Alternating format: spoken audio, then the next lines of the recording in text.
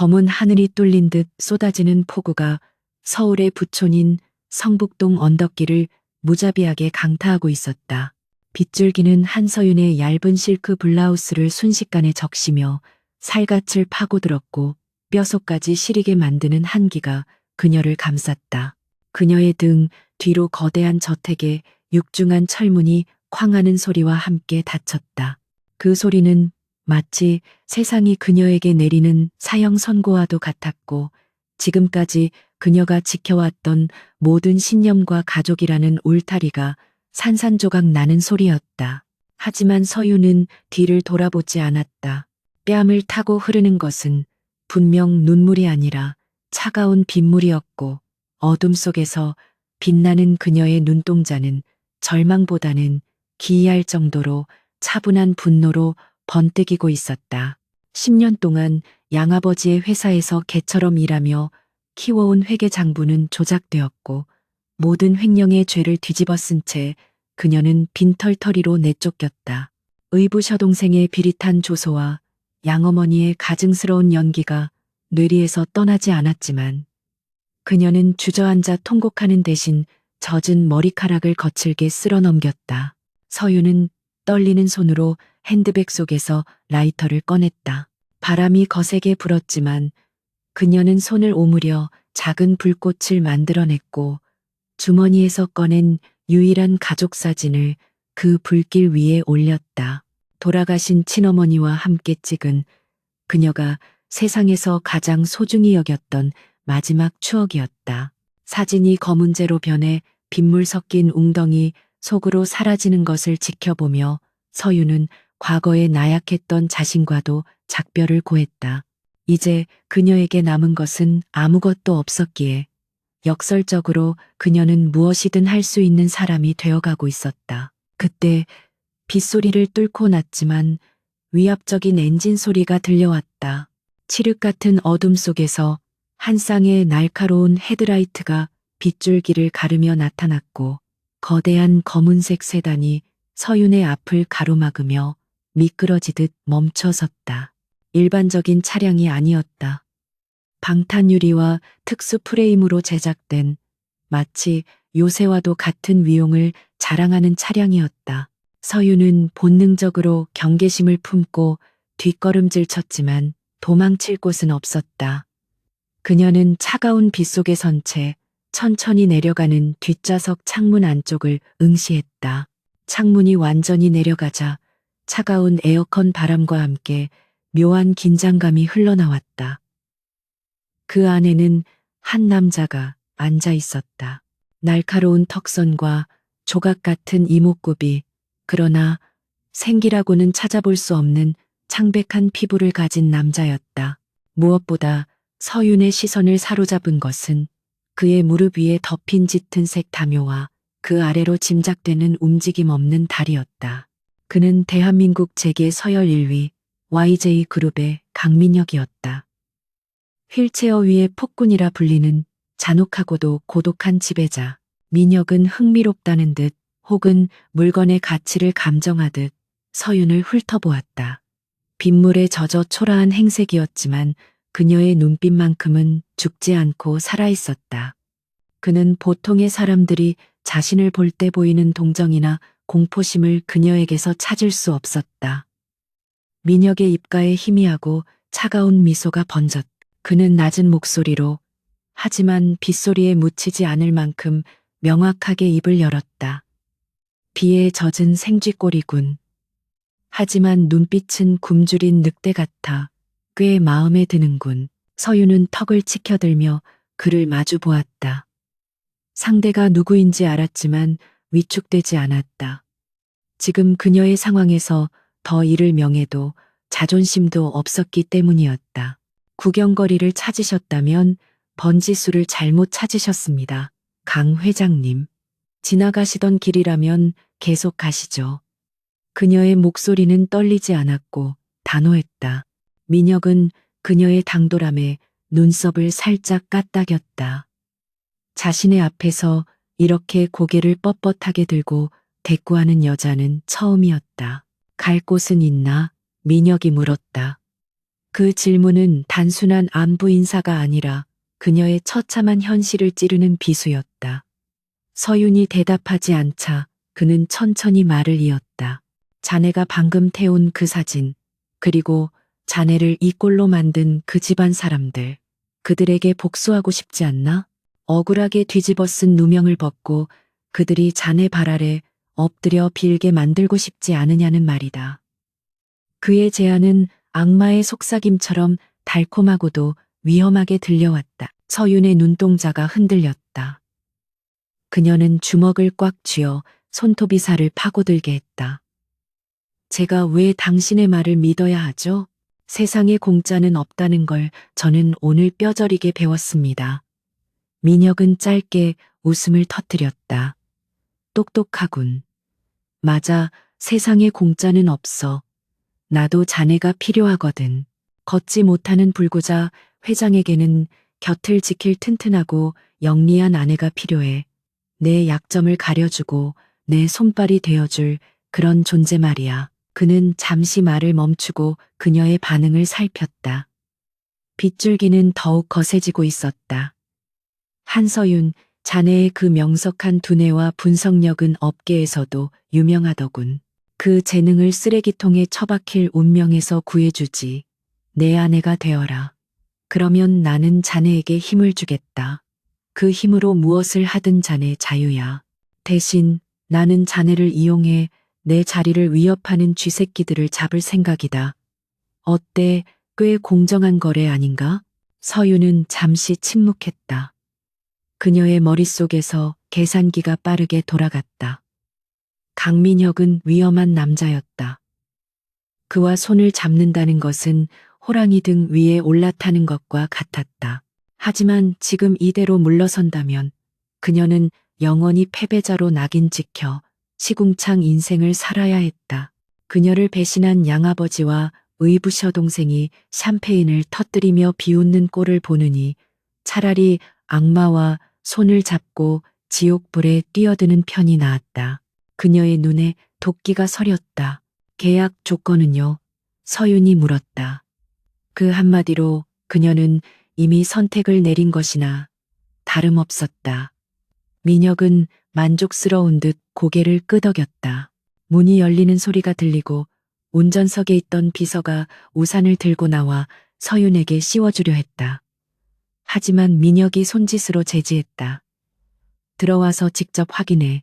내 차에 타는 순간부터 자네의 인생은 180도 달라질 테니까. 선택은 자네 몫이야. 빗속에서 죽어가든가 아니면 황후가 되어 군림하든가. 서윤은 젖은 옷자락을 움켜쥐고 차 안으로 발을 내디뎠다. 차가운 가죽 시트의 감촉과 은은하게 퍼지는 고급스러운 우드향이 비 냄새와 섞였다. 차 문이 닫히자 외부의 소음이 완벽하게 차단되었고 마치 다른 세상에 들어온 듯한 정적이 흘렀다. 민혁은 옆에 놓인 타월을 그녀에게 던져주었다. 환영한다, 한서윤, YJ라는 정글에 온 것을. 서윤은 타월을 받아들고 물기를 닦아내며 창밖의 저택을 마지막으로 노려보았다. 기다려. 반드시 다시 돌아와서 모든 것을 빼앗아 줄 테니까. 차는 미끄러지듯 출발했고 서윤은 민혁을 곁눈질로 바라보았다. 가까이서 본 그는 생각보다 훨씬 더 차가워 보였지만 동시에 기묘한 매력을 풍기고 있었다.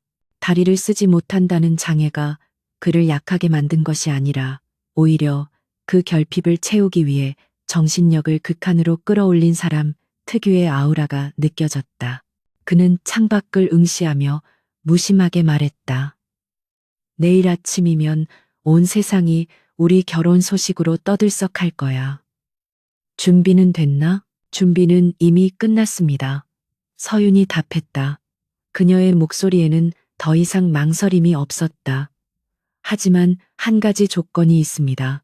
제 복수는 온전히 제 방식대로 하게 해주세요. 당신의 힘은 빌리겠지만 그들을 무너뜨리는 건 제 손이어야 합니다.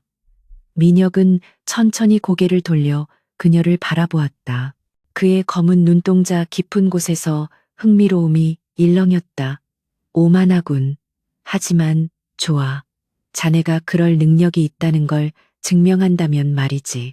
차가 도심을 향해 속도를 높이자 서울의 화려한 야경이 펼쳐졌다. 저 수많은 불빛들 중 그녀의 것은 하나도 없었지만 이제 그녀는 가장 높은 곳에 있는 불빛을 향해 날아오를 준비를 하고 있었다. 서유는 자신의 손을 내려다보았다. 빗물에 불어 터진 손가락, 하지만 그 손은 이제 YJ그룹 안주인이라는 거대한 권력을 쥐게 될 것이었다. 이것은 사랑 없는 결혼, 철저한 이해관계로 얽힌 비즈니스였지만 그녀에게는 구원과도 같았다. 도착하면 바로 변호사를 부르지. 혼전 계약서 따위는 필요 없어. 어차피 우리 관계는 신뢰가 아닌 필요에 의해 묶인 거니까. 민혁의 말은 냉정했지만 서유는 오히려 그 점이 마음에 들었다. 감정이 섞이지 않은 관계가 오히려 더 깔끔하고 안전할 수 있었다. 동감입니다. 서로의 목적을 달성할 때까지 완벽한 파트너가 되어드리죠. 두 사람의 시선이 공중에서 부딪혔고 보이지 않는 스파크가 튀었다. 이 밤 버려진 여자는 죽었고 복수의 화신이 태어났다. 그리고 그 곁에는 상처 입은 야수가 함께하고 있었다. 두 사람이 만들어갈 파멸과 구원의 서사시는 이제 막 첫 페이지를 넘기고 있었다. 빗줄기는 여전히 거세게 창문을 때리고 있었지만 서유는 더 이상 춥지 않았다. 그녀의 가슴 속에는 그보다 더 뜨거운 복수의 불꽃이 타오르고 있었으니까. 차는 어둠을 뚫고 YJ그룹의 본가, 그들이 성 카슬리라 부르는 곳을 향해 질주했다. 다음 날 아침 비는 그쳤지만 YJ그룹 본가인 청운제를 감싸고 있는 공기는 여전히 서늘하고 무거웠다. 한서유는 강민혁이 준비해준 단정하면서도 고급스러운 정장을 입고 거울 앞에 섰다. 거울 속의 여자는 어제 빗속에 버려졌던 처량한 모습이 아니었다. 냉철하고 지적인, 마치 처음부터 이 집에 어울리는 사람처럼 보이는 낯선 여자가 서 있었다. 그녀는 심호흡을 하며 자신의 새로운 역할을 상기했다. 이제 그녀는 한서윤이 아닌 YJ그룹 총수의 아내였다. 거실로 내려가자 휠체어에 앉아 태블릿 PC로 뉴스를 확인하고 있는 민혁의 모습이 보였다. 그는 서윤을 보지 않은 채 건조한 목소리로 말했다. 오늘 아침 식사는 가족들과 함께 할 거다. 밥이 코로 들어가는지 입으로 들어가는지 모를 수도 있으니 각오하는 게 좋아. 서윤은 담담하게 대답했다. 어차피 밥 먹으러 온 게 아니라 싸우러 온 거니까 상관없습니다. 민혁이 고개를 들어 그녀를 보며 피식 웃었다. 전투 준비는 완벽하군. 식당에는 이미 불청객들이 자리 잡고 있었다. 민혁의 숙부이자 그룹 부회장인 강인철과 그의 아들 강태민 전무였다. 그들은 민혁이 사고로 다리를 다친 이후 호시탐탐 회장 자리를 노리고 있는 하이에나 같은 존재들이었다. 민혁이 휠체어를 타고 들어서자 강인철은 혀를 차며 과장된 걱정을 늘어놓았다. 아이고, 우리 회장님 나오셨나.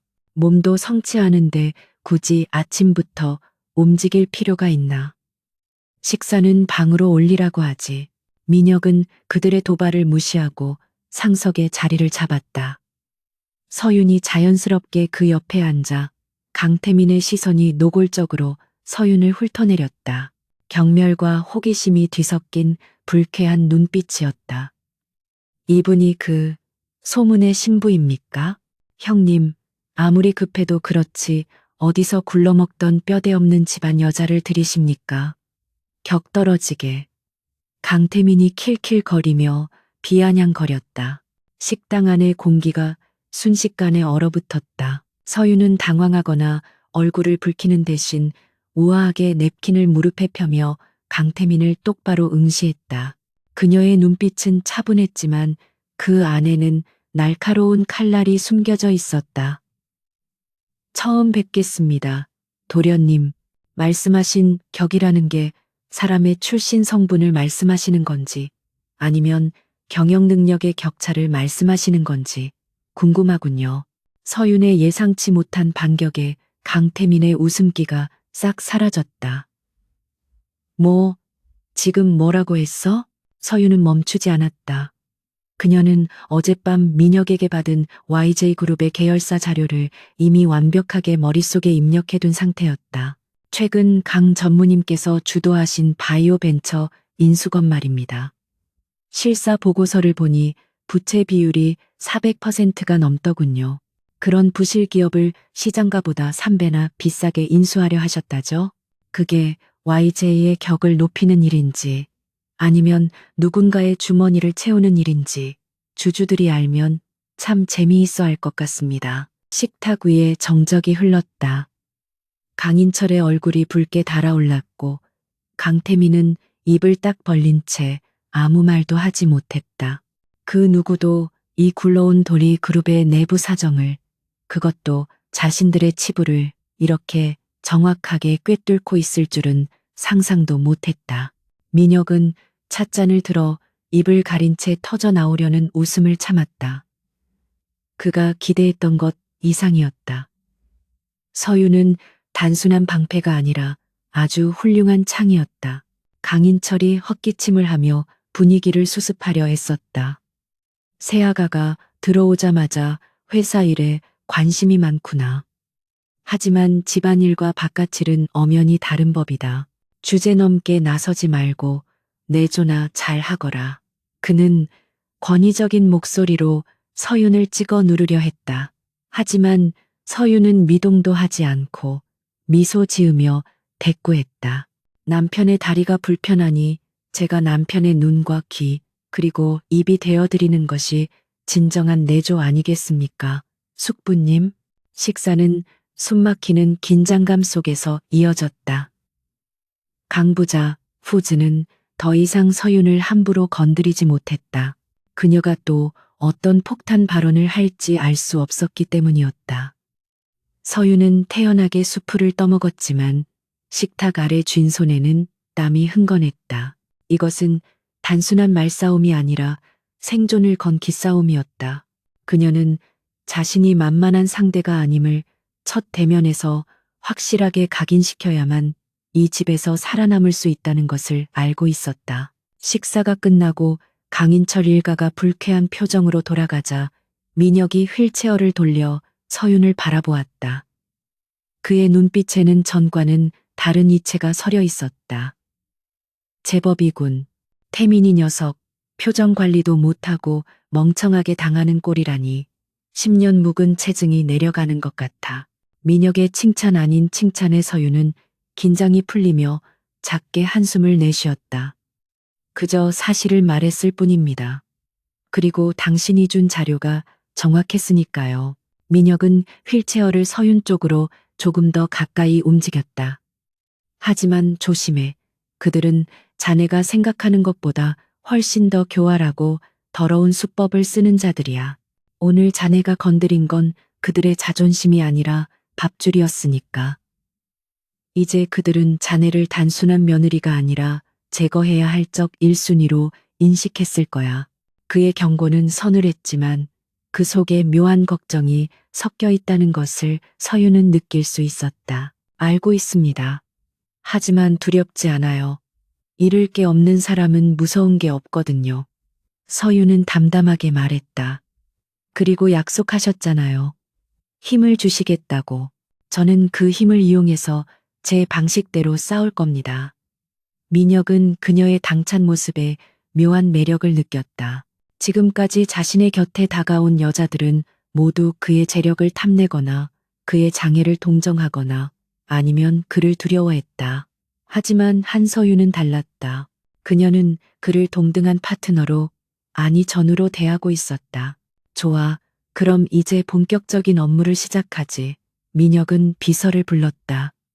한서윤 실장을 전략기획실 본부장으로 발령내. 내 직속 라인으로 두고 모든 보고 체계를 일원화한다. 비서가 놀란 눈으로 민혁과 서윤을 번갈아 보았지만 이내 고개를 숙이며 지시를 따랐다. 서윤 역시 놀란 표정을 감추지 못했다. 본부장이라뇨? 너무 파격적입니다. 반발이 심할 텐데요. 낙하산이라고 떠들 테지. 하지만 상관없어. 능력이 있으면 낙하산이 아니라 특수부대 투입이야. 자네 능력을 의심하는 놈들은 실력으로 밟아주면 그만이다. 오늘 아침 식탁에서처럼 말이야. 민혁의 눈빛은 확신에 차 있었다. 그는 서윤에게 단순한 아내 역할만을 기대한 것이 아니었다.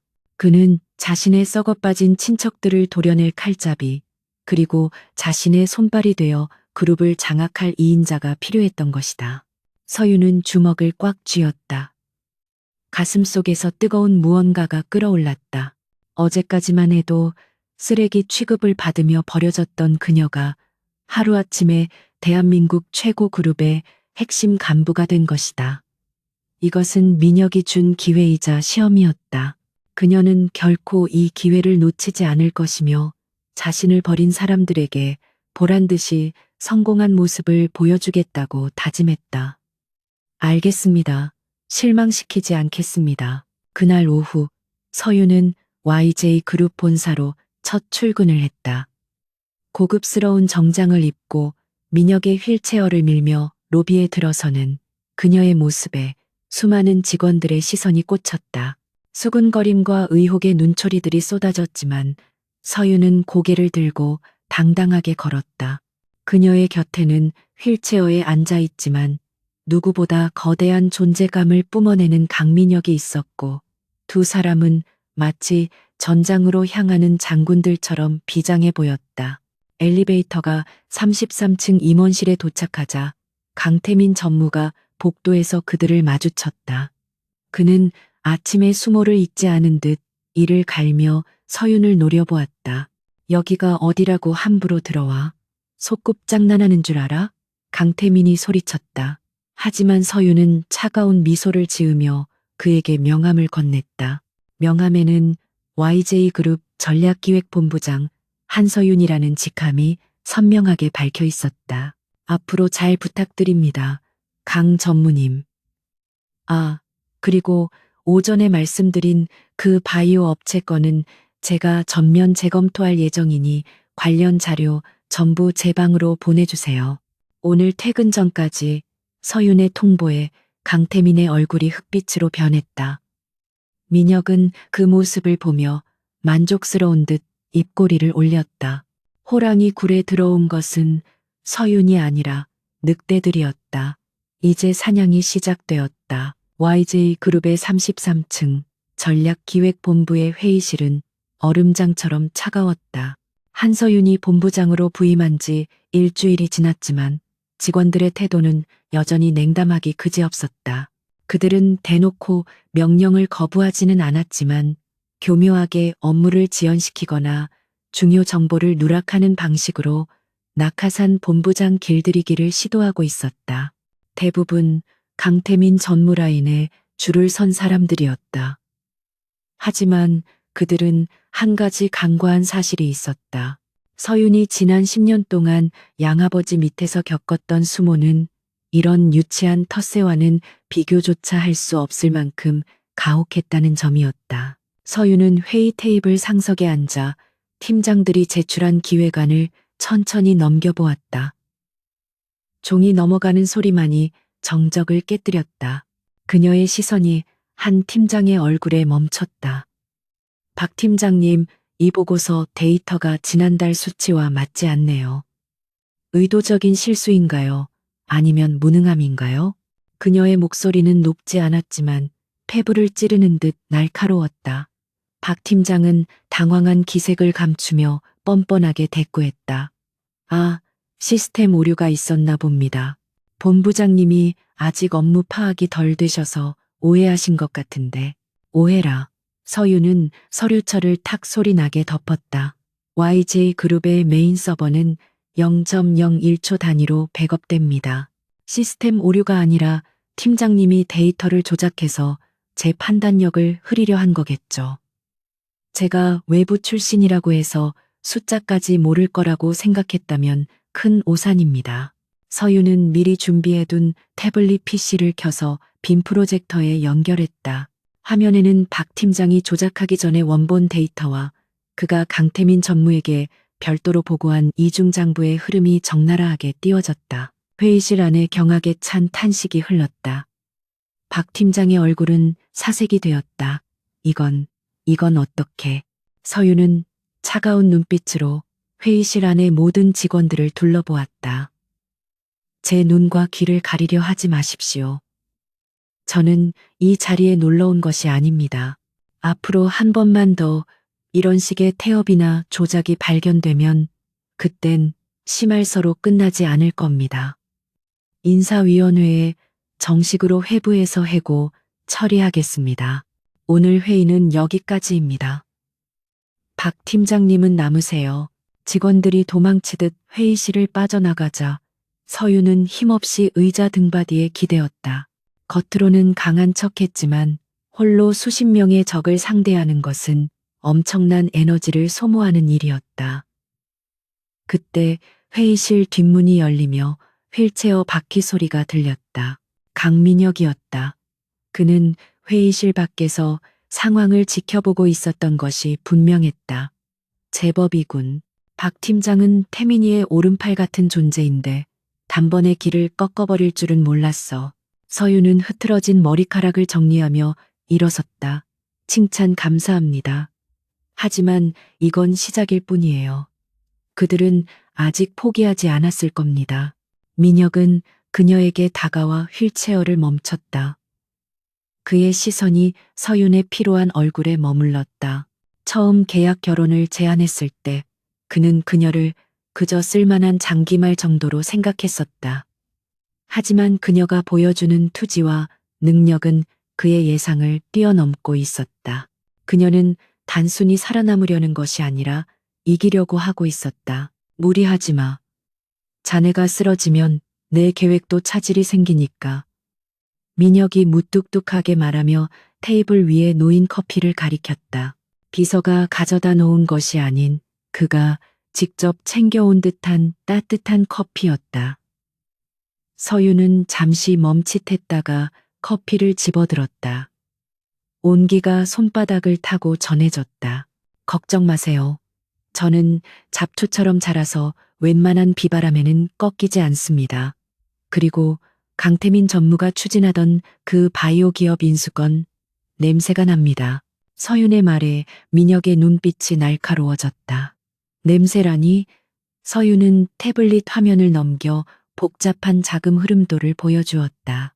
표면적으로는 기술력 있는 벤처 기업 인수처럼 보이지만 자금 흐름을 추적해보니 페이퍼 컴퍼니 세 곳을 거쳐 다시 강인철 부회장의 차명 계좌로 흘러들어가는 정황이 포착되었습니다. 이건 명백한 횡령이자 배임입니다. 증거가 조금 더 필요하지만 확실합니다. 민혁은 화면을 응시하며 감탄했다. 자신도 의심은 하고 있었지만 심증만 있을 뿐 물증을 찾지 못해 애를 먹던 부분이었다. 그런데 서윤은 단 며칠 만에 그 복잡한 꼬리를 잡아낸 것이다. 그녀의 분석력은 천재적이었다. 대단하군. 이 정도일 줄은 몰랐어. 강인철이 알면 거품을 물겠어. 민혁의 입가에 진심 어린 미소가 번졌다. 그것은 단순한 만족감이 아니라 동지를 향한 신뢰의 미소였다. 하지만 조심해야 합니다. 이 사실이 밝혀지면 그들은 수단과 방법을 가리지 않고 저를 공격할 거예요. 어쩌면 당신까지 위험해질 수 있습니다. 서윤의 목소리에 진심 어린 걱정이 담겨 있었다. 민혁은 그녀를 올려다보았다. 항상 혼자 싸워왔던 그에게 누군가가 자신의 안위를 걱정해 준다는 것은 낯설면서도 기묘한 감정을 불러일으켰다. 나를 걱정하는 건가? 나 강민혁이야. 산전수전 다 겪은 내가 고작 그 늙은이들의 발악에 무너질 것 같나? 당신이 강한 건 알지만 등 뒤는 언제나 비어 있잖아요. 제가 그 등 뒤를 막겠습니다. 서윤의 단호한 말에 민혁은 잠시 할 말을 잃었다. 심장이 쿵하고 내려앉는 듯한 느낌이었다. 그는 애써 시선을 돌리며 퉁명스럽게 말했다. 쓸데없는 소리. 일이나 마저 해. 저녁에 중요한 파티가 있어. 자네 전 가족들도 올 거야. 준비 단단히 하는 게 좋을 거야. 그날 밤 서유는 늦게까지 사무실에 남아 자료를 분석했다. 창밖으로 서울의 야경이 보석처럼 반짝였다. 불과 며칠 전만 해도 저 불빛 아래 어딘가에서 비를 맞으며 떨고 있었는데 지금은 가장 높은 곳에서 그 불빛을 내려다보고 있었다. 하지만 그녀는 자만하지 않았다. 이 자리는 모래성처럼 언제든 무너질 수 있다는 것을 알기에 그녀는 더욱더 자신을 채찍질했다.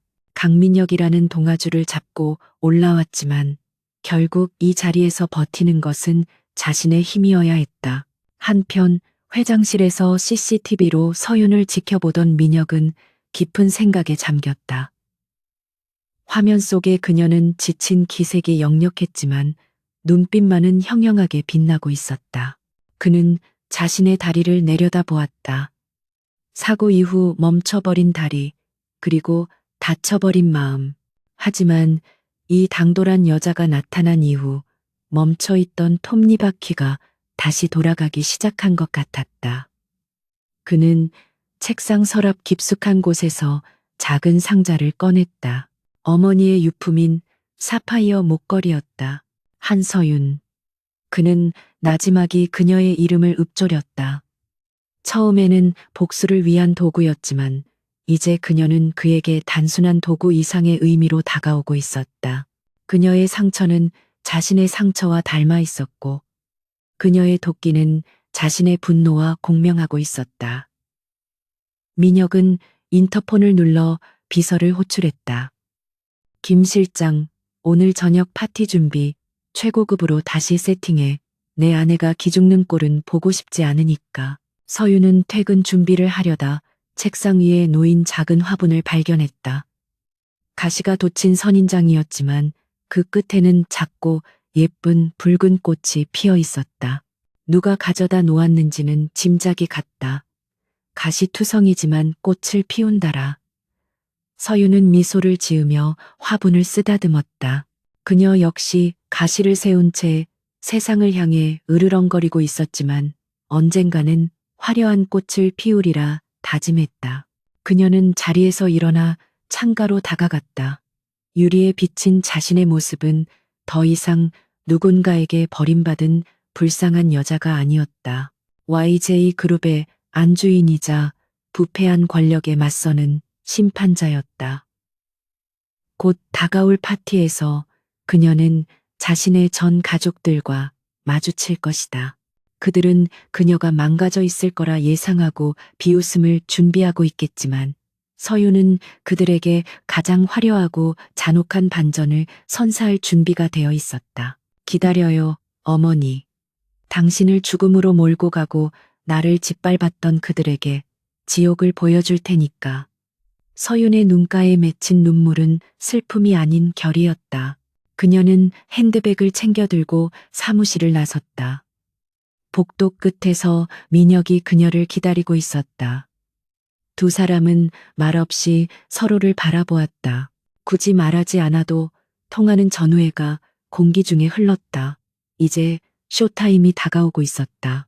그랜드 하얏트 호텔의 거대한 연회장은 대한민국 상위 1%의 사교장답게 화려함의 극치를 달리고 있었다. 천장에 매달린 크리스털 샹들리에는 눈이 부실 정도로 빛났고 곳곳에서 터지는 샴페인 소리와 웃음소리가 공기를 가득 메우고 있었다. 하지만 그 소란스러움은 연회장의 육중한 문이 열리고 두 사람이 등장하는 순간 거짓말처럼 잦아들었다. 검은색 턱시도를 입고 휠체어에 앉은 강민혁과 그의 휠체어를 밀며 들어오는 한서윤의 등장은 그 자체로 압도적인 위압감을 뿜어내고 있었다. 서윤은 오늘 밤의 주인공이었다. 그녀는 짙은 미드나잇 블루 컬러의 드레스를 입고 있었는데 이는 그녀의 하얀 피부를 더욱 돋보이게 했다. 목에는 민혁이 선물한 사파이어 목걸이가 영롱한 푸른빛을 발하며 그녀의 우아함을 완성했다. 불과 며칠 전 빗속에서 버려졌던 여자가 맞는지 의심스러울 정도의 완벽한 변신이었다. 사람들의 시선에는 호기심, 질투, 그리고 경외심이 뒤섞여 있었다. 민혁은 주위를 둘러보며 낮은 목소리로 속삭였다. 고개 들어 당신은 내 아내이자 YJ의 안주인이야. 누구도 당신을 내려다보게 하지 마. 서유는 미세하게 고개를 끄덕이며 당당하게 걸음을 옮겼다. 그때 인파를 헤치고 익숙한 얼굴들이 다가왔다. 그녀의 양아버지 한성철과 의부셔 동생 한유라, 그리고 그녀를 배신하고 유라와 약혼한 전 남자친구 최준호였다. 그들의 표정에는 당혹감과 함께 숨길 수 없는 비웃음이 서려 있었다. 한성철이 과장된 미소를 지으며 다가왔다. 이게 누구야? 내 딸 서윤이 아니냐? 집 나가서 고생 좀 하나 했더니 팔자를 아주 제대로 고쳤구나. 한유라가 부채로 입을 가리며 낄낄거렸다. 그러게 말이에요, 아빠. 역시 언니는 수단과 방법을 가리지 않는 데는 타고난 재주가 있다니까요. 장애가 있는 분이라도 돈만 많으면 상관없다는 건가 봐요. 그녀의 말은 명백한 모욕이었고 주변에 있던 몇몇 사람들이 웅성거렸다. 민혁의 눈썹이 꿈틀했지만 서유는 그의 어깨에 가볍게 손을 올려 진정시켰다. 이것은 그녀의 싸움이었다. 오랜만이네요, 아버지. 그리고 유라 너도. 서유는 차가운 미소를 지으며 그들을 응시했다. 수단과 방법을 가리지 않는 건 제가 아니라 당신들이겠죠. 회계 조작으로 친딸을 횡령범으로 몰아내쫓고 그 대가로 YJ그룹의 하청을 따내셨으니까요. 안 그렇습니까? 서윤의 거침없는 직격탄에 한성철의 얼굴이 굳어졌다. 최준호가 나서서 분위기를 무마하려 했다. 서윤아, 좋은 날에 왜 그래? 다 지난 일이잖아. 너도 이제 좋은 곳으로 시집 갔으니 서로 좋게 빠져. 최준호, 넌 끼어들 자격 없어.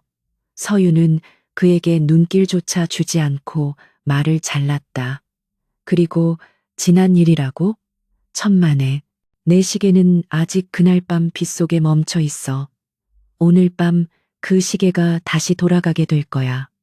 서윤의 서늘한 경고에 한유라가 코웃음을 쳤다. 회장님 믿고 까부는 모양인데 네가 덮어쓴 그 횡령 혐의가 세상에 알려지면 YJ 그룹 체면이 어떻게 될까? 내가 오늘을 위해 준비한 선물이 있거든. 한유라가 신호를 보내자 연회장 중앙의 대형 스크린이 깜박거렸다. 그녀는 서윤이 회사 돈을 빼돌렸다는 조작된 증거와 과거 서윤의 사생활을 악의적으로 편집한 영상을 준비해두고 있었다. 사람들이 스크린을 주목하기 시작했다. 한성철과 한유라는 승리의 미소를 지으며 서윤을 바라보았다. 그녀가 수치심에 얼굴을 들지 못하고 도망칠 것이라 예상했던 것이다. 강인철 부회장과 강태민 전무 역시 멀리서 샴페인 잔을 들고 이 쇼를 즐기고 있었다. 하지만 스크린에 뜬 것은 그들이 예상한 영상이 아니었다. 화면에는 복잡한 도표와 계좌 내역들이 빠르게 지나갔다. 한성철 대표 페이퍼 컴퍼니 자금 세탁 내역, YJ 건설 자재 납품 비리 증거, 강인철 부회장 차명 계좌 이체 확인서. 그것은 서윤이 밤새 분석하고 찾아낸 한성철의 회사가 강인철 부회장의 비자금 저수지 역할을 해왔다는 결정적인 증거들이었다. 연 회장은 순식간에 찬물을 끼얹은 듯 조용해졌다가 이내 웅성거림이 폭발했다. 이게 뭐야? 당장 끄란 말이야. 한성철이 사색이 되어 소리쳤다. 한유라는 입을 벌린 채 스크린과 서윤을 번갈아 보며 서윤은 천천히 단상 위로 올라가 마이크를 잡았다. 그녀의 목소리는 떨림없이 맑고 또렷하게 연회장에 울려 퍼졌다. 신사숙녀 여러분, 방금 보신 자료는 제 양아버지 한성철 씨가 지난 5년 동안 저지른 기업 범죄의 증거입니다. 그리고 그는 자신의 죄를 덮기 위해 친딸인 저에게 모든 누명을 씌웠습니다. 거짓말이야. 저건 다 조작된 거야. 한성철이 단상으로 달려들려 했지만 민혁의 경호원들이 그를 제지했다. 서유는 그를 싸늘하게 내려다보며 말을 이었다. 조작인지 아닌지는 검찰이 판단하겠죠. 이미 모든 자료는 서울중앙지검 특수부에 넘어갔으니까요. 아, 그리고 이 자리에 계신 강인철 부회장님. 서윤의 시선이 구석에서 굳어있는 강인철을 향했다. 부회장님께서도 이 페이퍼 컴퍼니와 깊은 연관이 있으신 것으로 보이는데 조만간 소환 조사를 받으셔야 할 겁니다. 연 회장은 아수라장이 되었다. 기자들이 플래시를 터뜨리며 몰려들었고 강인철과 강태민은 경호원들에 둘러싸여 황급히 빠져나갔다. 한성철은 다리에 힘이 풀려 주저앉았고 한유라는 울음을 터뜨리며 최준호에게 매달렸지만 최준호는 이미 그녀를 뿌리치고 슬금슬금 뒷걸음질 치고 있었다. 철저한 파멸이었다. 서유는 그 혼란스러운 풍경을 무대 위에서 내려다보았다. 가슴 속에 맺혀있던 응어리가 씻겨 내려가는 기분이었다. 민혁이 휠체어를 조작해 단상 아래로 다가왔다. 그는 서윤을 향해 손을 내밀었다. 내려와. 더 이상 저 쓰레기들과 같은 공기를 마실 필요 없어. 서윤은 미소를 지으며 그의 손을 잡고 단상을 내려왔다. 두 사람의 손이 맞닿는 순간 단순한 계약 관계를 넘어서는 끈끈한 유대감이 형성되었다. 민혁은 그녀를 이끌고 당당하게 연회장을 빠져나갔다. 뒤에서 들려오는 비명과 고함 소리는 그들에게 승리의 팡파르처럼 들렸다. 호텔을 빠져나와 차에 타자마자 민혁이 웃음을 터뜨렸다. 평소의 냉소적인 웃음이 아닌 진짜 호쾌한 웃음이었다. 정말 대단했어. 강인철의 그 썩어 들어가는 표정을 봤어야 했는데 내 평생 그렇게 통쾌한 순간은 처음이야. 서윤도 긴장이 풀리며 의자에 깊숙이 몸을 기댔다. 당신이 도와주지 않았다면 불가능했을 거예요. 스크린을 바꿔치기 해준 보안팀에게 감사해야겠네요. 천만에 판을 짠 건 자네야. 나는 그저 숟가락만 얹었을 뿐이지. 민혁은 서윤을 지그시 바라보았다. 차 안의 어둠 속에서도 그녀의 눈은 별처럼 빛나고 있었다. 그는 충동적으로 그녀의 손을 잡았다가 자신이 무슨 짓을 했는지 깨닫고 멈칫했다. 하지만 서윤은 그의 손을 뿌리치지 않았다. 오히려 그의 크고 거친 손을 자신의 손으로 감싸쥐었다. 고마워요, 민혁 씨. 저를 선택해줘서. 민혁 씨. 처음으로 그녀가 그를 직함이 아닌 이름으로 불렀다. 그 호칭이 민혁의 가슴을 묘하게 울렸다. 그는 어색한 듯 헛기침을 하며 시선을 돌렸다. 아직 끝난 게 아니야. 강인철은 독사 같은 늙은이야. 이번 일로 치명타를 입었지만 오히려 더 독을 품고 덤벼들 거야. 이제부터는 전면전이다. 서윤은 고개를 끄덕였다. 알아요. 하지만 두렵지 않아요. 우리에겐 명분도 증거도 있으니까요. 그때 서윤의 휴대폰이 울렸다. 발신자는 알 수 없음이었다. 서윤이 전화를 받자 변조된 음성이 흘러나왔다. 한서윤 본부장, 너무 좋아하지 마. 네가 오늘 터뜨린 건 빙산의 일각일 뿐이야. 건드리지 말아야 할 영린을 건드렸어. 밤길 조심하는 게 좋을 거야.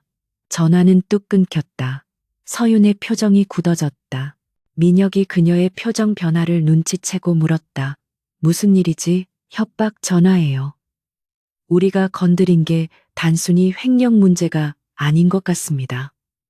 서윤은 심각한 표정으로 말했다. 생각보다 더 거대한 배우가 있는 것 같아요. 민혁의 눈빛이 매섭게 변했다. 재미있군. 감히 내 사람을 협박해? 그 배우가 누구든 뼈까지 씹어 먹어주지. 내 사람. 그 말이 서윤의 귓가에 맴돌았다. 두 사람은 서로를 바라보며 다가올 폭풍우를 예감했다. 차는 한강변을 달리고 있었다. 창밖으로 보이는 검은 강물은 마치 그들이 뛰어든 위험한 도박판과도 같았다. 하지만 서유는 더 이상 혼자가 아니었다. 그녀의 곁에는 세상에서 가장 위험하지만 동시에 가장 든든한 남자가 있었다. 오늘 밤의 승리는 서막에 불과했다. 이제 그들은 YJ 그룹이라는 거대한 왕국을 차지하기 위해 그리고 서로를 지키기 위해 피할 수 없는 전쟁터로 향하고 있었다. 차창 밖으로 스쳐 지나가는 가로등 불빛이 규칙적으로 차 내부를 비췄다. 사라지기를 반복했다. 한서윤은 창가에 머리를 기댄 채 생각에 잠겨 있었고 강민혁은 태블릿으로 무언가를 확인하며 미간을 찌푸리고 있었다. 협박 전화의 여운이 가시지 않은 탓에 차 안에는 팽팽한 긴장감이 감돌았다. 운전석에 앉은 김 실장이 백미러를 통해 뒤를 확인하는 횟수가 잦아졌다. 회장님, 낌새가 이상합니다. 검은색 밴 2대가 아까부터 일정한 간격을 두고 따라붙고 있습니다. 민혁이 고개를 들어 뒤를 확인했다. 경로를 바꿔 강변북로 말고 시내 쪽으로 빠져서 따돌려. 하지만 그의 지시가 떨어지기가 무섭게 앞쪽 교차로에서 대형 트럭 한 대가 신호를 무시하고 맹렬한 속도로 돌진해 왔다. 꽉 잡으십시오. 김 실장이 급하게 스티어링 휠을 꺾었지만 충돌을 피하기엔 역부족이었다. 굉음과 함께 차체가 크게 흔들렸고 서윤의 몸이 앞으로 쏠렸다. 안전벨트가 그녀를 강하게 잡아당겨 겨우 튕겨나가는 것을 막았다. 차가 가드레일을 들이받고 멈춰 서자마자 뒤따라오던 벤에서 복면을 쓴 괴한들이 쇠파이프와 야구방망이를 들고 쏟아져 나왔다. 그들은 망설임 없이 차를 에워싸고 유리창을 내리치기 시작했다. 특수 강화유리였지만 지속적인 타격에 거미줄 같은 금이 가기 시작했다. 문 열어 안에 있는 놈들 다 끌어내. 놈들의 고함 소리가 차 안까지 생생하게 들려왔다. 김 실장이 품에서 3단봉을 꺼내며 다급하게 외쳤다. 회장님, 지원팀을 불렀지만 도착까지 시간이 걸립니다. 일단 문을 잠그고 버티셔야. 안 돼. 유리가 깨지는 건 시간 문제야. 여기서 갇혀 죽을 순 없어. 민혁의 눈빛이 차갑게 가라앉았다. 그는 서윤을 돌아보았다. 공포에 질려 있을 줄 알았던 그녀는 놀랍게도 침착하게 깨진 유리 조각을 손에 쥐고 있었다. 방어할 무기를 찾은 것이었다. 민혁은 짧게 헛웃음을 지으며 결심한 듯 입술을 깨물었다. 서윤아, 나 믿지? 무슨 일이 있어도 놀라지 말고 내 뒤에 딱 붙어 있어. 서윤이 의아한 눈빛으로 그를 바라보는 순간 믿을 수 없는 일이 벌어졌다. 휠체어에 앉아 있어야 할 민혁이 마비되어 움직일 수 없다고 알려진 두 다리로 땅을 딛고 일어선 것이었다. 그의 움직임은 다소 뻣뻣했지만 두 다리에는 분명 힘이 들어가 있었다. 당신, 서윤의 눈이 휘둥그레졌다. 하지만 질문을 할 시간은 없었다. 민혁이 차문을 박차고 나가며 가장 가까이 있던 괴한의 턱을 주먹으로 강타했다. 억 하는 소리와 함께 건장한 남자가 나가떨어졌다. 괴한들은 갑작스러운 상황에 당황했다. 뭐야, 저 새끼 안진뱅이 아니었어? 그들이 주춤하는 사이 민혁은 놈들의 손에서 쇠파이프를 빼앗아 무자비하게 휘둘렀다. 5년 동안의 재활훈련, 그리고 밤마다 남몰래 연마해온 격투술이 빛을 발하는 순간이었다. 그는 마치 굶주린 짐승처럼 날렵하고 잔혹하게 적들을 제압해 나갔다. 빗속에서 벌어지는 혈투는 처절하면서도 아름다웠다. 서윤은 차에서 내려 그 광경을 멍하니 지켜보았다. 그녀가 알던 휠체어 위에 병약한 남편은 온데간데 없었다. 그는 그녀를 지키기 위해 기꺼이 괴물이 된 기사였다. 하지만 적의 숫자가 너무 많았다. 10명이 넘는 장정들이 한꺼번에 달려들자 민혁도 점차 밀리기 시작했다. 그의 다리는 아직 완벽하게 회복된 것이 아니어서 시간이 지날수록 움직임이 둔해지고 있었다. 회장님, 뒤쪽, 김 실장이 소리쳤다. 민혁이 정면의 적을 상대하느라 미처 보지 못한 사각지대에서 한 놈이 날카로운 잭나이프를 꺼내들고 그의 등을 노리며 달려들었다. 민혁의 다리가 순간적으로 말을 듣지 않아 피할 수 없는 상황이었다. 서윤의 몸이 머리보다 먼저 반응했다. 안 돼요. 그녀는 비명과 함께 민혁의 등 뒤로 몸을 날렸다. 푹 하는 섬뜩한 소리와 함께 서윤의 하얀 드레스 어깨 부분이 붉게 물들었다. 서윤아, 민혁의 눈이 뒤집혔다. 서윤이 피를 흘리며 그의 품으로 쓰러지자 민혁의 이성이 완전히 끊어졌다. 그는 짐승 같은 포효를 지르며 칼을 찌른 놈의 팔을 꺾어버리고 명치를 가격해 숨통을 끊어놓을 기세로 짓밟았다. 그의 눈동자는 붉게 충혈되어 있었고 그에게서 뿜어져 나오는 살기는 주위의 공기마저 얼어붙게 만들었다. 괴한들은 공포에 질려 뒷걸음질 쳤. 그때 멀리서 경찰차와 YJ 그룹 보안팀의 사이렌 소리가 들려왔다. 상황이 불리해지자 괴한들은 서둘러 벤을 타고 도주했다. 민혁은 도망치는 놈들을 쫓는 대신 바닥에 쓰러진 서윤을 안아 올렸다. 정신 차려 한서윤. 눈 감지 마. 그의 목소리가 처절하게 떨리고 있었다. 서윤은 흐릿해지는 의식 속에서도 민혁의 얼굴을 만지려 손을 뻗었다. 당신, 다리, 걸을 수 있었네요. 다행이다. 그녀는 안도하는 듯 희미한 미소를 짓더니 이내 의식을 잃고 고개를 떨구었다. 젠장, 병원, 당장 병원으로 가. 민혁은 서윤을 아는 채 김 실장의 차 뒷좌석으로 뛰어들었다.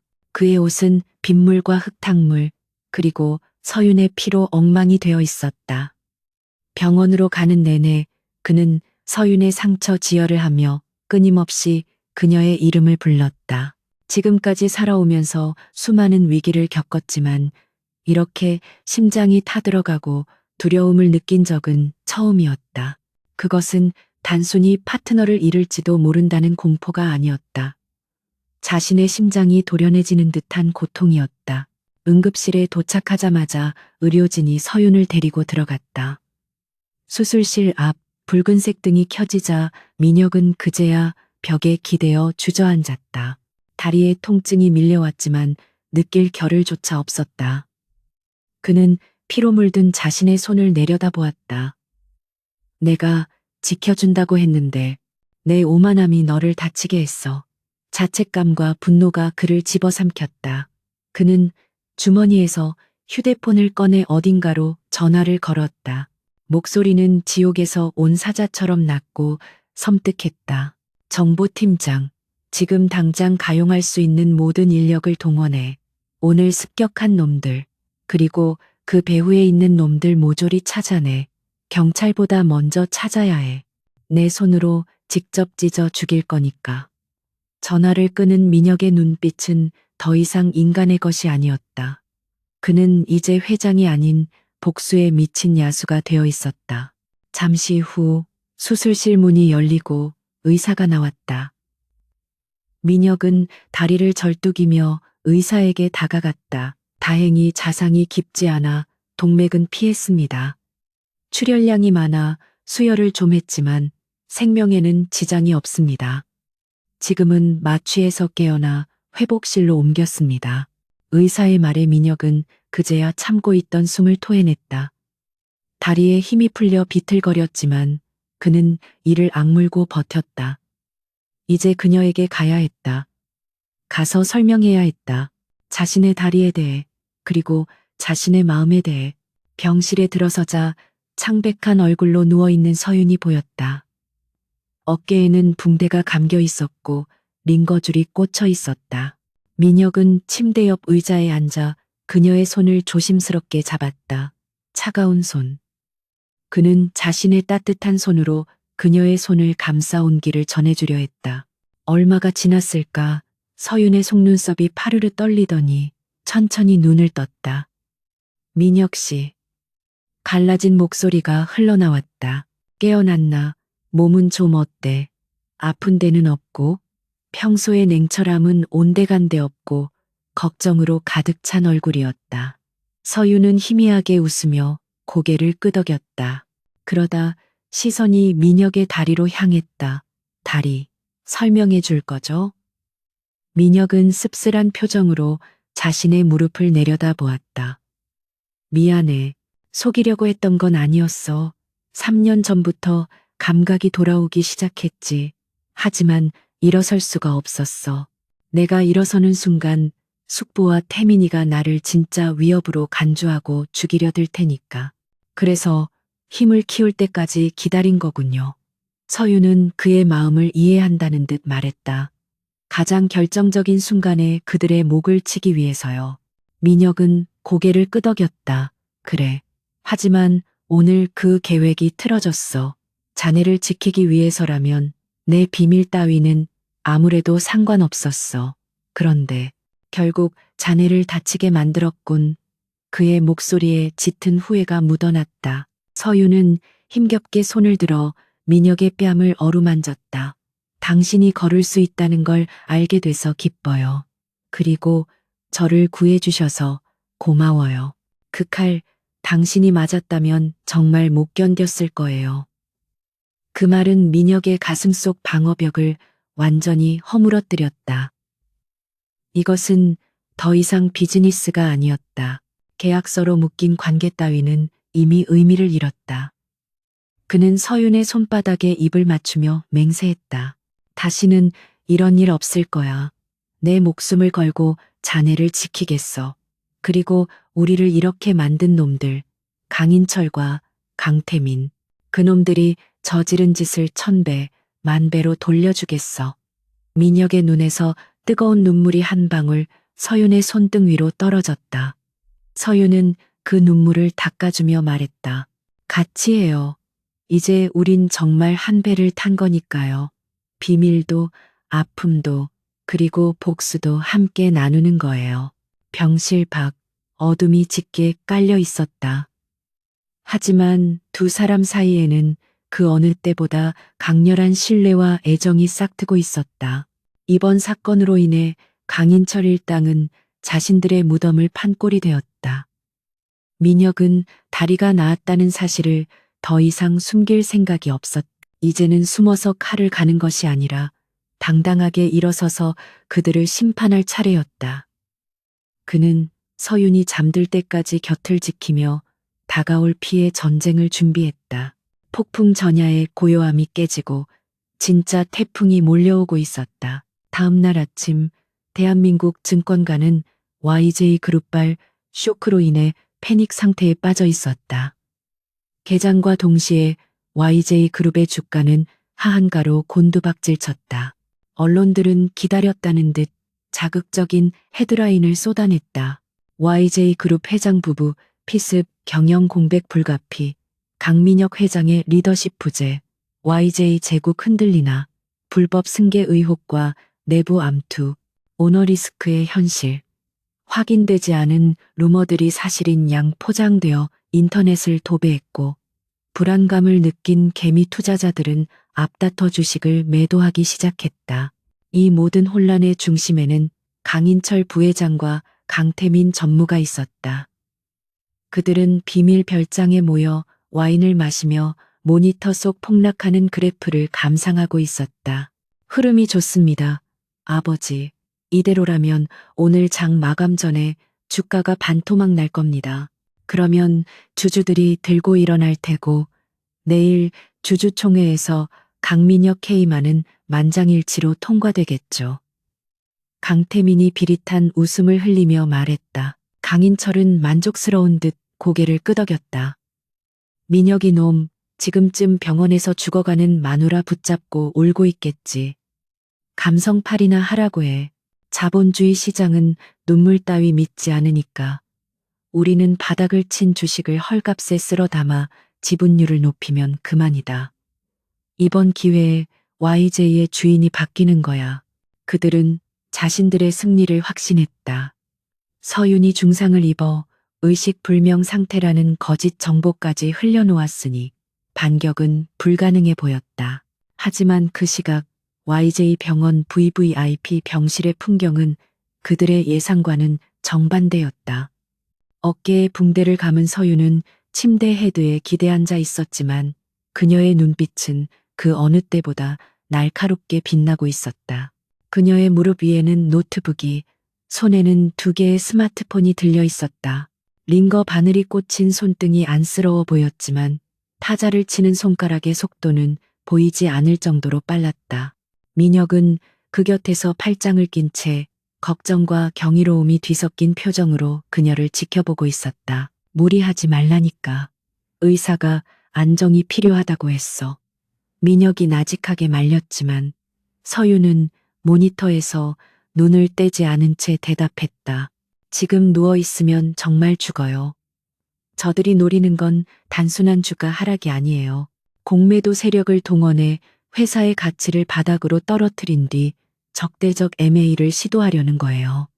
제 목숨값으로 장난질을 치는데 어떻게 가만히 있어요. 서유는 스피커폰으로 연결된 전략기획실 팀원들에게 지시를 내렸다. 그녀의 목소리는 냉철했고 조금의 흔들림도 없었다. 지금 당장 홍보팀 가동해서 찌라시 유포한 언론사들 리스트 뽑으세요. 명예훼손 및 허위사실 유포로 고소장 접수하고 금융감독원에 시세 조종 혐의로 강인철 부회장 측 차명 계좌 신고하세요. 증거 자료는 제가 지금 메일로 보낸 파일 첨부하시면 됩니다. 그리고 자금팀, 지금이 기회입니다. 회사가 보유한 현금 자산 전부 동원해서 자사주 매입 시작하세요. 바닥에 떨어진 물량 우리가 다 받아냅니다. 놈들이 공매도로 빌린 주식을 갚지 못해 피를 토하게 만들어주죠. 쇼스퀴즈, 숄스퀴즈를 유도하는 겁니다. 가격 제한폭까지 밀어 올리세요. 단 한 주도 놈들의 손에 들어가게 해서는 안 됩니다. 서윤의 지휘는 마치 전쟁터의 사령관처럼 신속하고 정확했다. 서윤의 작전이 시작되자 시장의 흐름이 기이하게 뒤틀리기 시작했다. 끝없이 추락하던 주가가 멈칫하더니 누군가 거대한 자본으로 매도 물량을 통째로 집어삼키는 현상이 발생했다. 동시에 인터넷 포털 사이트 메인에는 YJ 그룹 피습 사건의 진실, 배후는 누구인가? 라는 제목의 영상이 올라왔다. 서윤이 미리 준비해둔 사고 현장의 블랙박스 영상과 괴한들이 강태민의 측근과 통화하는 음성 녹취록의 일부였다. 여론은 순식간에 뒤집혔다. 무능한 회장이라는 비난은 사라지고 경영권을 노린 친족의 잔혹한 테러라는 동정론과 분노가 들끓었다. 세상에 돈 때문에 조카 부부를 죽이려 해. 강인철, 강태민, 완전히 쓰레기네. 실시간 검색어는 강 부자의 이름으로 도배되었고 YJ 그룹의 주가는 V자를 그리며 폭등하기 시작했다. 공매도를 쳤던 세력들은 주가가 오르자 손실을 막기 위해 울며 겨자 먹기로 주식을 다시 사야만 했고 이는 주가 상승에 기름을 부었다. 별장에서 여유를 부리던 강인철과 강태민의 얼굴은 흑빛으로 변했다. 이게 무슨 일이야? 주가가 왜 이래? 공매도 쳤던 계좌들이 전산마비라니. 강태민이 소리를 지르며 전화기를 집어던졌다. 화면 속 그래프는 하늘 높은 줄 모르고 치솟고 있었고 그들이 쏟아부은 자금은 순식간에 휴지 조각이 되고 있었다. 그들이 판 함정에 그들 자신이 빠져버린 꼴이었다. 강인철은 떨리는 손으로 넥타이를 풀어 헤쳤다. 한서윤, 그 계집이 병실에서 이 모든 판을 짰다는 거야? 다 죽어간다더니. 그는 분노로 치을 떨었지만 이미 돌이킬 수 없었다.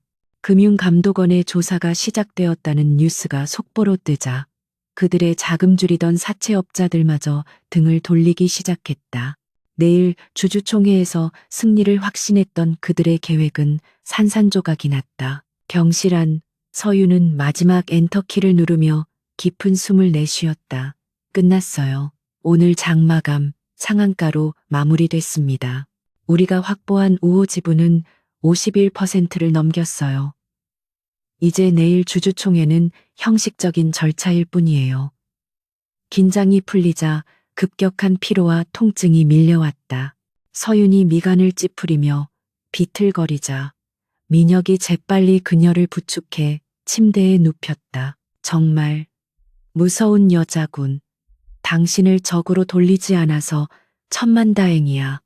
민혁이 혀를 내두르며 말했다. 하지만 그의 눈에는 서윤에 대한 깊은 애정과 존경심이 담겨 있었다. 그는 수건으로 서윤의 식은땀을 닦아주며 부드럽게 말했다. 고생했어. 당신이 내 제국을 지켰어. 아니, 이제 이건 우리의 제국이지. 서윤은 민혁의 손을 잡으며 희미하게 미소 지었다. 약속했잖아요. 당신의 등 뒤를 지키겠다고. 그리고 내일 주주총회 당신이 직접 가셔야 해요. 두 다리로 당당하게 걸어 들어가서 그들의 면전에 해임 통보를 날려주세요. 그게 진짜 복수의 완성이에요. 서윤의 눈은 확신에 차 있었다. 그녀는 민혁이 세상 앞에 우뚝 서는 모습을 누구보다 보고 싶었다. 민혁은 서윤의 손등에 입을 맞추며 고개를 끄덕였다. 그래, 그렇게 하지. 내일 아침 세상은 진정한 황제의 귀환을 보게 될 거야. 그리고 그 옆자리에는 누구보다 강인하고 아름다운 황후가 있다는 것도 알게 되겠지. 민혁의 목소리에는 더 이상 망설임이나 두려움이 없었다. 그는 서윤 덕분에 육체의 장애뿐만 아니라 마음의 장애까지 극복해냈다. 밤이 깊어갔지만 두 사람은 잠들지 못했다. 창밖으로 보이는 YJ그룹 본사 건물은 밤새 불이 꺼지지 않고 있었다. 내일이면 모든 것이 끝난다. 길고 길었던 싸움에 종지부를 찍을 시간이었다. 서윤은 민혁의 품에 안겨 잠시 눈을 감았다. 상처는 욱신거렸지만 마음만은 그 어느 때보다 편안했다. 폭풍은 지나갔고 내일은 맑게 갠 하늘 아래서 새로운 태양이 떠오를 것이다. 그 시각 강인철과 강태민은 법률팀을 소집해 마지막 발악을 준비하고 있었다. 하지만 그들은 몰랐다. 민혁이 내일 주주총회장의 휠체어가 아닌 두 다리로 걸어 들어올 것이라는 사실을. 그것이 그들에게 내려질 가장 충격적이고 절망적인 사형 선고가 될 것임을. 운명의 날이 밝아오고 있었다. YJ그룹 본사 대회의장은 폭풍 전야와도 같은 무거운 침묵에 휩싸여 있었다. 수백 명의 주주들과 기자들이 빼곡히 들어찬 그곳은 대한민국 재계의 시선이 집중된 권력의 심장부이자 처형대였다. 강인철 부회장은 단상에 올라 마른 침을 삼켰다. 어제 터진 주가 폭등 사태와 여론 악화로 인해 그의 입지는 벼랑 끝에 몰려 있었지만 그는 마지막 희망의 끈을 놓지 않고 있었다. 그에게는 아직 강민혁의 건강 악화라는 카드가 남아 있었다. 강인철은 짐짓 비통한 표정을 지으며 마이크를 잡았다.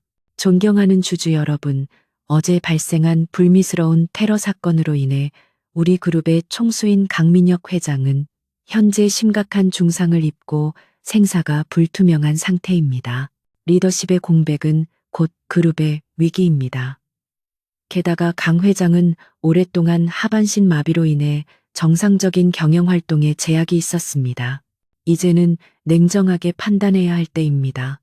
건강한 육체와 정신을 가진 새로운 리더가 필요합니다.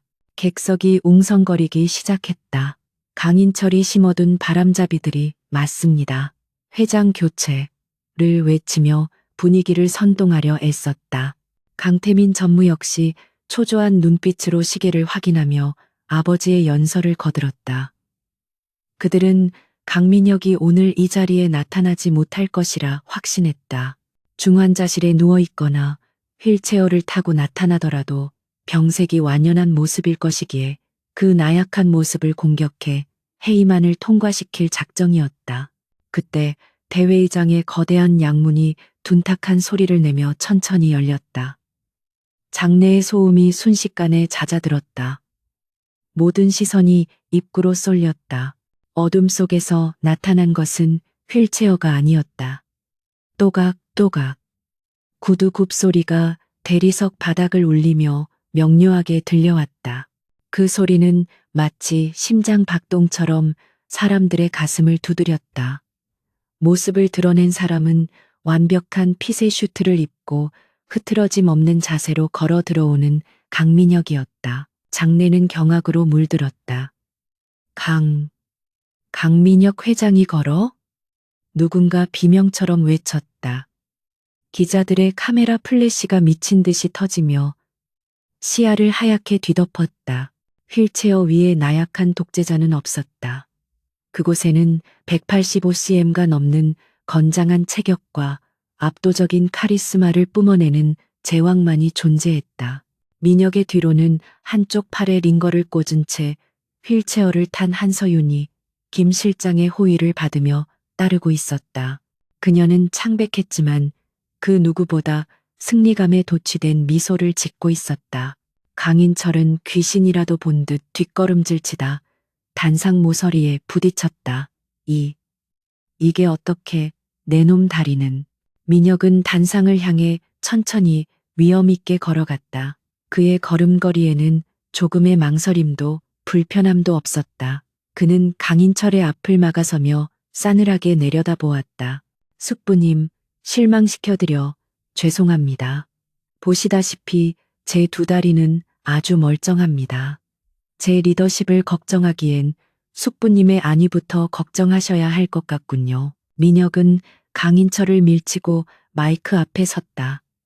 그는 장내를 둘러보며 낮은 목소리로 입을 열었다.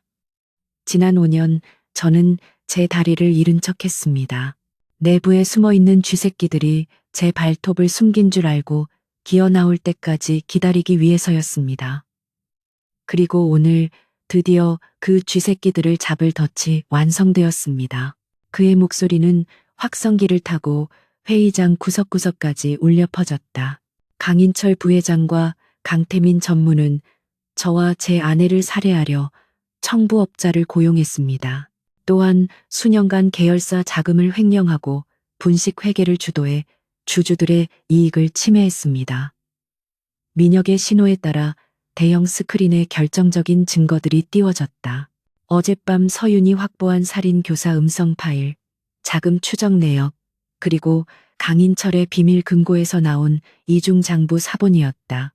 강태민이 비명을 지르며 발악했다. 거짓말이야. 다 조작된 거야. 저놈이 우리를 함정에 빠뜨린 거라고. 하지만 그때 회의장 측면 문이 열리며 서울중앙지검 특수부 검사들이 들이닥쳤다. 강인철 씨, 강태민 씨, 살인 미수 및 특정 경제 범죄가 중처벌법 위반 혐의로 긴급 체포합니다.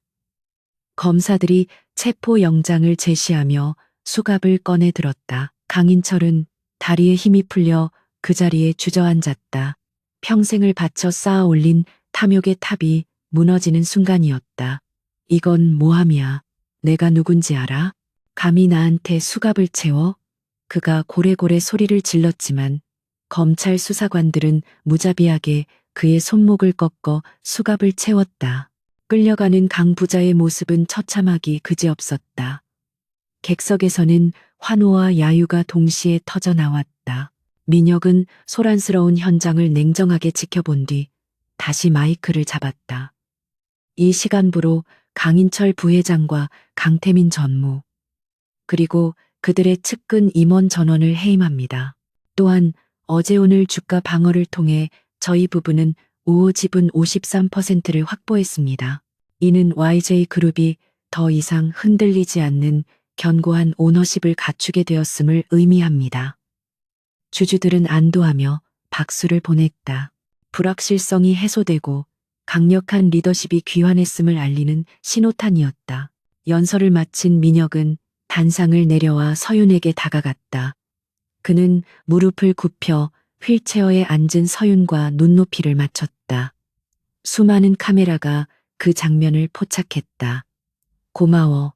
당신이 아니었다면 나는 영원히 휠체어에 갇혀 있었을 거야. 당신이 나를 일으켜 세웠어. 민혁의 말은 진심이었다.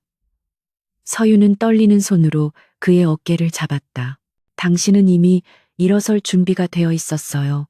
저는 그저 등을 살짝 밀어드렸을 뿐이에요. 이제 보여주자. 우리가 만든 세상이 어떤 것인지. 민혁은 서윤의 휠체어를 직접 밀고 회의장 중앙을 가로질러 나갔다. 사람들은 모세의 기적처럼 길을 터주었다. 두 사람의 뒷모습은 그 어떤 로맨스 영화보다 극적이고 그 어떤 전쟁 영화보다 강렬했다. 버려진 여자와 장애를 가진 남자, 세상이 가장 약하다고 비웃었던 두 사람이 손을 잡고 가장 높은 곳에 깃발을 꽂은 순간이었다. 회의장 박복도로 나오자 창밖으로 눈부신 햇살이 쏟아지고 있었다. 긴장이 풀린 서윤이 크게 숨을 내쉬었다. 정말 끝났네요. 그토록 거대해 보이던 성벽이 이렇게 허무하게 무너질 줄은 몰랐어요. 민혁은 휠체어를 멈추고 그녀의 머리를 쓰다듬었다. 부패한 성벽은 겉만 화려할 뿐 속은 이미 썩어 있었으니까. 이제 우리는 그 폐허 위에 진짜 성을 쌓을 거야.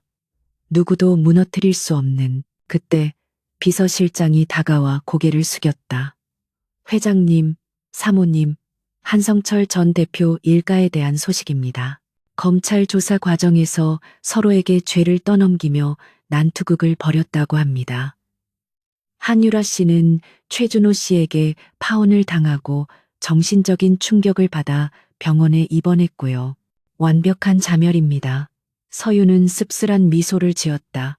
복수는 달콤할 줄 알았지만 막상 그들의 몰락을 전해 들으니 허무함이 앞섰다. 가엾군요. 욕심이 과하면 결국 자기 자신을 갉아먹는다는 걸 왜 몰랐을까요? 서윤의 말에 민혁이 고개를 저었다. 그들은 몰랐던 게 아니라 알면서도 멈추지 못한 거야. 당신은 달라. 당신에게는 브레이크가 있으니까. 바로 나. 민혁의 농담 섞인 말에 서윤이 피식 웃음을 터뜨렸다. 당신이 제 브레이크라고요? 폭주 기관차인 줄 알았는데요. 두 사람은 서로를 마주보며 웃었다. 지난 며칠간의 피 튀기는 전쟁 속에서 쌓아온 전우에는 이제 깊은 신뢰와 사랑으로 변해가고 있었다. 민혁은 서윤의 손을 잡고 진지한 표정으로 말했다. 서윤아, 이제 계약은 끝났어. 우리의 결혼은 비즈니스였지만 이제는 다시 정의하고 싶어. 진짜 부부로서 내 곁에 있어 주겠나? 서윤은 눈시울이 붉어졌다. 가족에게 버림받고 빗속을 헤매던 날 그가 내밀었던 손은 구원이었다. 그리고 지금 그는 다시 한번 그녀에게 손을 내밀고 있었다. 이번에는 거래가 아닌 진심을 담아서 네, 당신이 제 곁에 있어 준다면 저도 영원히 당신 편이 되어 드릴게요. 서윤의 대답에 민혁은 환하게 웃으며 그녀를 와락 껴안았다. YJ 그룹의 로비에는 벌써 크리스마스 트리가 장식되어 있었다. 반짝이는 불빛 아래 두 사람의 그림자가 하나로 겹쳐졌다.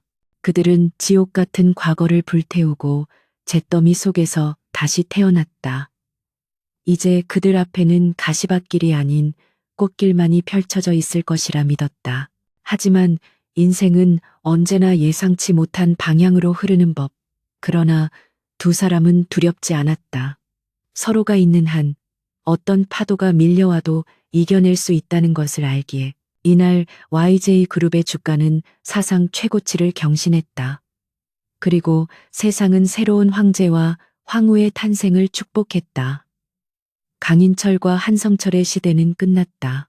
이제는 강민혁과 한서윤 두 사람이 써내려갈 새로운 전설의 시작이었다. 계절은 어느덧 혹독했던 겨울을 지나 따스한 봄 기운이 감도는 4월로 접어들고 있었다. YJ 그룹 본사 33층 한서윤의 집무실 창밖으로 벚꽃이 만개한 서울의 전경이 한눈에 들어왔다. 지난 몇 달간 그룹 내부는 태풍이 휩쓸고 간 자리처럼 처참했지만 서윤과 민혁의 주도하에 빠르게 안정을 되찾고 있었다. 부패했던 임원진이 물러난 자리는 실력 있는 젊은 인재들로 채워졌고 투명한 경영 시스템이 도입되면서 YJ그룹은 창사 이래 최고의 전성기를 맞이하고 있었다. 서유는 결제 서류에 마지막 서명을 마친 뒤 만년필을 내려놓았다. 그녀의 손가락에는 더 이상 빗물에 불어터진 상처도 링거 바늘 자국도 없었다. 대신 그 자리를 채우고 있는 것은 민혁과 맞춘 심플한 커플링과 YJ그룹 부회장이라는 무거운 직함이었다. 그녀는 이제 누구도 무시할 수 없는 명실상부한 이 거대 제국의 2인자였다. 인터폰이 울리고 비서의 목소리가 들려왔다. 부회장님, 서울구치소 접견 시간이 잡혔습니다. 차량 대기시켜 둘까요? 네, 바로 내려갈게요. 서유는 담담하게 대답했다. 오늘은 그녀의 양아버지였던 한성철과 마지막으로 마주하는 날이었다. 굳이 그를 다시 볼 필요는 없었지만 서유는 자신의 과거와 완벽하게 이별하기 위해 이 만남을 선택했다. 그녀는 자리에서 일어나 옷매무새를 다듬었다. 거울 속에 비친 그녀의 얼굴은 더 이상 과거의 그늘에 갇혀 있지 않았다. 그녀는 이제 스스로 빛을 내는 태양이 되어 있었다. 서울구치소의 접견실은 서늘하고 삭막했다. 두꺼운 투명 아크릴 벽을 사이에 두고 수의를 입은 한성철이 앉아 있었다. 불과 몇 달 전만 해도 거만하게 서윤을 비웃던 그는 이제 늙고 초라한 노인에 불과했다. 헝클어진 머리카락과 퀭한 눈동자는 그가 이곳에서 얼마나 비참한 시간을 보내고 있는지 말해주고 있었다. 서윤이 자리에 앉아 한성철이 힘없는 눈으로 그녀를 바라보았다. 왔니, 서윤아. 얼굴이 많이 상하셨네요, 아버지. 서윤의 목소리는 건조했다. 분노도 슬픔도 담기지 않은 사무적인 말투였다. 한성철은 떨리는 손으로 아크릴 벽을 짚었다. 서윤아, 내가 잘못했다. 이 아비가 눈이 멀어서 제발 탄원서 한 장만 써주면 안 되겠니? 네가 말만 잘해주면 형량이 줄어들 수도 있단다. 유라 그년도 정신병원에 갇혀있고 내 엄마도 알아누웠어. 우리 가족이 뿔뿔이 흩어졌는데 너만 잘 살면 마음이 편하겠니? 그는 끝까지 자신의 안위만을 걱정하며 뻔뻔하게 가족이라는 단어를 입에 올렸다. 서유는 헛웃음을 삼켰다. 가족이라뇨. 아버지가 제게 가족이었던 적이 단 한 번이라도 있었나요? 제가 빗속으로 쫓겨나던 그날 밤 아버지는 제게서 딸이라는 이름뿐만 아니라 인간으로서의 존엄까지 뺏으려 하셨습니다. 서윤의 눈빛이 차갑게 가라앉았다. 그녀는 동정심조차 들지 않았다. 눈앞의 남자는 그저 자신의 욕망을 위해 타인을 짓밟은 범죄자일 뿐이었다. 탄원서는 없습니다. 대신 변호사를 통해 영치금은 넉넉히 넣어드렸어요. 그게 제가 해드릴 수 있는 마지막 자비입니다. 서윤은 자리에서 일어났다. 한성철이 다급하게 유리를 두드리며 소리쳤다. 서윤아, 서윤아, 네가 어떻게 나한테 이럴 수 있어. 내가 너를 키워준 세월이 얼마인데. 그의 절규가 접견실에 울려 퍼졌지만 서윤은 뒤도 돌아보지 않고 밖으로 나갔다. 등 뒤로 들려오는 비명소리가 점차 멀어지며 그녀를 올가매던 과거의 사슬이 완전히 끊어지는 소리가 들리는 듯했다. 구치소를 빠져나오자 눈부신 햇살이 쏟아졌다. 서윤은 깊게 숨을 들이마셨다. 공기가 달았다. 차 옆에는 익숙한 실루엣이 그녀를 기다리고 있었다. 강민혁이었다. 그는 차에 기대어 서 있다가 서윤이 나오자 환한 미소로 그녀를 맞이했다. 표정이 한결 편안해 보이는군. 잘 다녀왔어? 그는 자연스럽게 서윤의 어깨를 감싸 안으며 물었다. 서윤은 그의 품에 얼굴을 묻으며 고개를 끄덕였다. 네, 이제 정말 다 끝난 것 같아요. 속이 시원하면서도 조금은 허무하네요. 복수라는 게 원래 그래. 뜨겁게 타오를 땐 모든 걸 태울 것 같지만 막상 재가 되고 나면 씁쓸한 뒷맛만 남지. 그래서 이제부터는 다른 걸로 그 빈속을 채워야 해. 민혁이 의미심장하게 말했다. 서윤이 고개를 들어 그를 바라보았다. 다른 거요? 일말인가요? 저 이미 충분히 바쁜데요. 민혁은 소리내어 웃으며 그녀의 이마에 가볍게 키스했다. 일 말고 더 중요하고 더 달콤한 것들 말이야. 일단 타지. 오늘 당신을 데려갈 곳이 있어. 차가 도착한 곳은 YJ그룹이 소유한 남산의 프라이빗 호텔이었다. 오늘 하루 민혁이 통째로 빌린 듯 호텔 로비에는 직원들 외에 다른 손님은 보이지 않았다. 안내를 받아 올라간 루프탑 가드는 수천 송이의 장미와 은은한 촛불로 장식되어 있었다. 서울의 야경이 파노라마처럼 펼쳐진 그곳은 마치 별천지 같았다. 서유는 놀란 눈으로 주위를 둘러보았다. 이게 다 뭐예요? 오늘 무슨 날인가요? 민혁은 서윤의 손을 잡고 가든 중앙으로 이끌었다. 그곳에는 작은 테이블과 샴페인이 준비되어 있었다. 생각해보니 우리가 제대로 된 데이트 한 번 해본 적이 없더군. 계약서에 도장 찍고 전쟁터에 뛰어드느라 바빴으니까. 그래서 오늘은 그 계약서를 파기하고 새로운 제안을 하려고. 민혁의 목소리는 부드러웠지만 그 속에 담긴 진심은 묵직했다. 민혁은 품에서 벨벳 케이스를 꺼냈다. 그 안에는 다이아몬드가 밝힌 반지가 영롱하게 빛나고 있었다. 단순한 반지가 아니었다. YJ 가문의 안주인에게만 대대로 내려오는 황후의 심장이라 불리는 갑오였다. 그는 한쪽 무릎을 꿇고 서윤에게 반지를 내밀었다. 한서윤, 지옥 같던 내 삶에 들어와줘서 고마워. 당신이 없었다면 나는 평생 휠체어에 앉아 세상을 저주하며 살았을 거야. 당신이 나를 일으켰고 나를 사람답게 살게 했어. 서윤의 눈가에 눈물이 맺혔다. 민혁은 그녀의 눈을 깊이 바라보며 말을 이었다. 이제 비즈니스 파트너가 아닌 내 인생의 유일한 동반자로 당신을 초대하고 싶어. 나의 아내가 되어 이 제국을 함께 다스려 주겠어? 이번엔 계약 기간도 해지 조건도 없는 영원한 약속이야. 그의 고백은 그 어떤 화려한 미사 여구보다 감동적이었다. 그것은 생사를 넘나들며 쌓아온 신뢰와 사랑의 결정체였다. 서유는 떨리는 목소리로 대답했다. 당신을 만난 건 제 인생 최고의 행운이었어요. 버려진 줄 알았던 제 삶을 당신이 구원해 줬으니까요. 좋아요. 당신과 함께라면 그 어떤 길이라도 갈게요. 영원히. 민혁은 서윤의 손가락에 반지를 끼워주고 자리에서 일어나 그녀를 뜨겁게 껴안았다. 두 사람의 입술이 맞닿았고 벚꽃 잎이 눈송이처럼 그들 위로 흩날렸다. 시간이 흘러 두 사람은 난간에 기대어 서울의 야경을 내려다보고 있었다.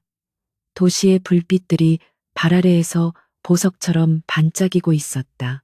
저 수많은 불빛들 중 우리가 지켜야 할 것들이 많아. 민혁이 말했다. 그는 이제 더 이상 파괴자가 아닌 수호자의 눈빛을 하고 있었다. 서유는 그의 손을 꼭 잡았다. 우리는 할 수 있어요. 우리는 서로의 결핍을 채워주는 가장 완벽한 퍼즐 조각이니까요. 그래, 당신은 흙바닥에 버려졌던 꽃이 아니라 바위 틈을 뚫고 피어난 강인한 꽃이야. 그리고 나는 그 꽃을 지키는 든든한 나무가 될 거고. 민혁의 말에 서윤이 미소 지었다. 과거의 아픔은 이제 그들을 더 단단하게 만드는 걸음이 되었다. 장애가 있던 총재와 버림받았던 여자는 이제 세상의 편견을 보란 듯이 깨부수고 가장 높은 곳에 섰다. 이제 내려갈까요, 회장님? 내일 아침 회의 안건이 산더미예요. 서윤이 장난스럽게 분위기를 환기했다. 민혁은 고개를 저으며 그녀를 더욱 끌어안았다. 조금만 더. 이 순간을 눈에 담아두고 싶어. 내 곁에 있는 당신과 우리가 함께 바라보는 이 세상을. 바람이 불어왔지만 두 사람은 춥지 않았다. 서로의 온기가 그 어떤 방패보다 따뜻하게 그들을 감싸고 있었으니까. 멀리서 YJ 그룹 본사 건물의 로고가 붉게 빛나고 있었다. 그것은 마치 두 사람의 미래를 축복하는 등대처럼 보였다. 그들은 이제 안다.